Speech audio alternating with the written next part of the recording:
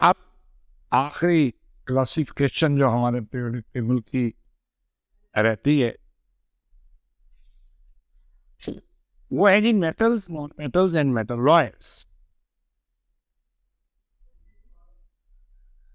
हमारे periodic table में सबसे ज्यादा जो बरमान है वो मेटल्स।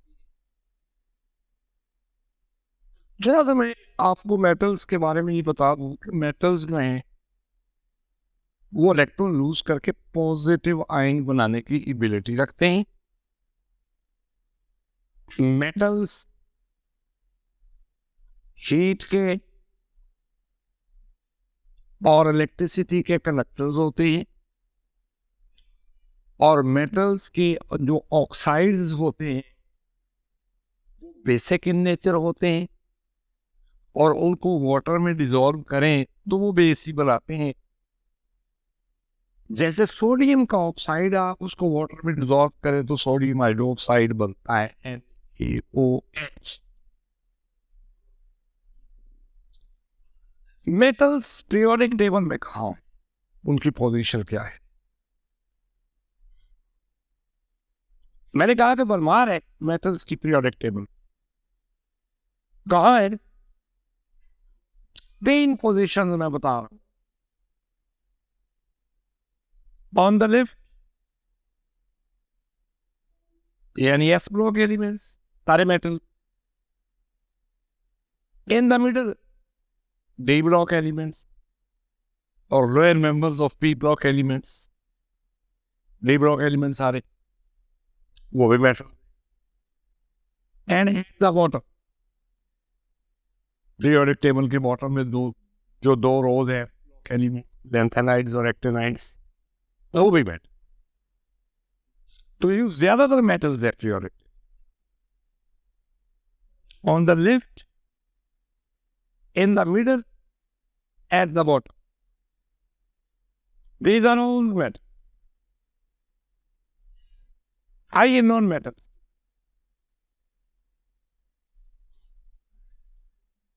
Non-metals आमतौर पे इलेक्ट्रॉन गेन करके नेगेटिव आयन बनाने की साइज रखते हैं।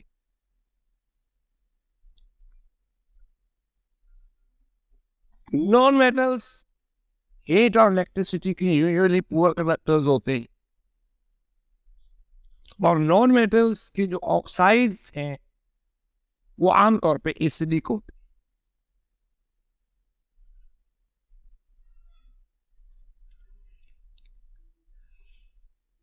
जैसे सल्फर ट्राइऑक्साइड को आप वाटर में डालें, सल्फर का ऑक्साइड है, सल्फर नॉन मेटल है, तो सल्फर ट्राइऑक्साइड को वाटर में डालें, सल्फ्यूरिक एसिड बनता है। अब इनकी पोजीशन क्या है पीरियोडिक टेबल? नॉन मेटल एक ही position on the top right of the periodic table. Top right, top right यानी बी ब्लॉक एलिमेंट्स के ऊपर वाले मेंबर सारे नॉन, सारी नॉन मेटल्स यहीं पाए। टॉप राइट, राइट पे जाना है, टॉप पे जाना, ये नॉन मेटल्स की पोजीशन है। अच्छा, मेटल्स और नॉन मेटल्स के अलावा एक तीसरी कैटेगरी भी है एलिमेंट्स की, वो है मेटालॉइड्स, जिनको हम सेमी मेटल्स भी कहते हैं। ये वो होते हैं जिनमें मेटेलिक और नॉन मेटेलिक दोनों किस्म का करैक्टर पाया जाता है।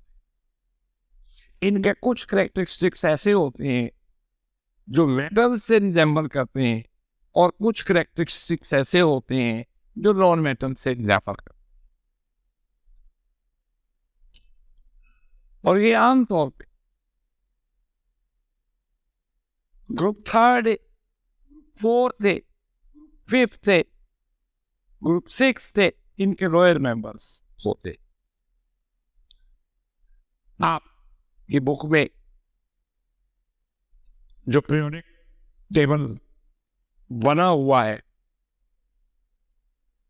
पेज आई थिंक 3 या 4 पे,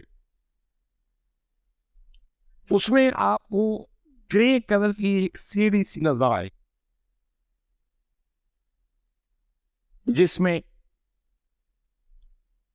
ग्रुप 4A से सिलिकॉन और जर्मेनियम शामिल है।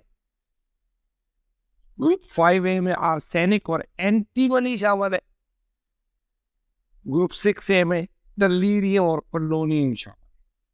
ये मेटलॉइड, ये ग्रे कलर की जो सीरीज थी आपको नजर आएगी पीरियड, और ये बॉर्डर लाइन है, ये सीढ़ी जो है between metals and non metals. इस सीढ़ी के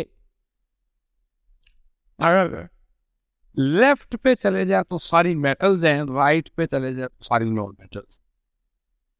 जो मेटलॉइड उनके ऑक्साइड एम्फोटेट यानी उनमें एसिडिक और बेसिक दोनों किस्म का कैरेक्टर पाया जाता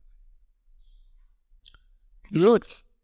ये तो थी position of metals, non metals and metalloids in the periodic table.